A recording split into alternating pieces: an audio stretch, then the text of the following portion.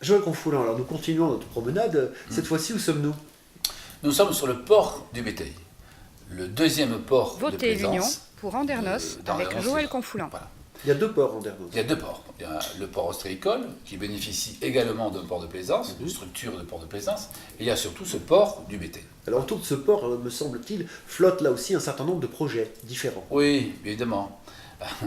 Il y a eu différents ports, il y a eu différents projets, il y a eu 600 places qui étaient imaginées à l'extérieur du domaine public maritime.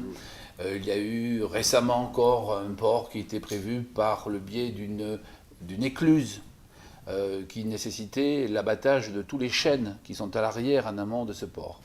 Il y a eu également un projet qui prévoyait de détruire toute la dune du Béteil.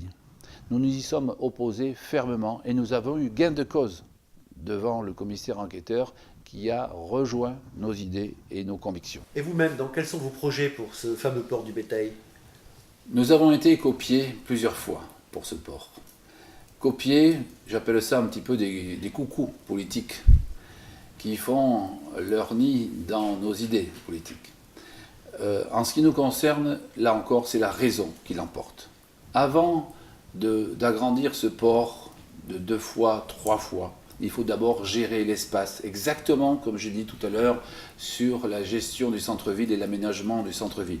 Ce qui doit nous guider, c'est la raison et distribuer les places de stationnement de port d'une façon différente. Il est possible de faire ce qu'on appelle une timeshare, du temps partagé pour chaque place, pour chaque attribution.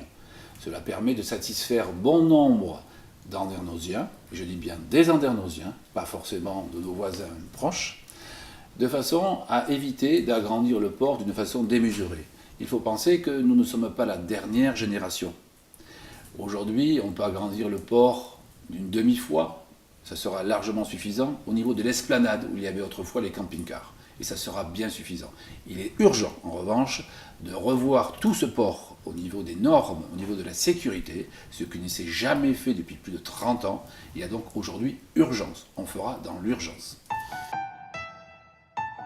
Voilà, là on peut constater que nous sommes dans un environnement très paisible, très végétalisé, avec des chênes centenaires. Et ces chênes centenaires sont appelés à être détruits, être coupés, pour être remplacés par le prolongement du port du Béteil qui viendrait jusqu'au bord de la route dans le projet de M. le maire sortant, et bientôt sorti, voilà, avec une écluse qui permettrait aux gros bateaux de flotter, ce qui veut dire que tout le système de chasse d'eau qui permettrait déjà d'évacuer toute la vase serait supprimé. Quand je dis permettrait, parce que déjà aujourd'hui, il y a beaucoup de vases qui stagnent en fond de ce port. Votez l'Union pour Andernos avec Joël Confoulant.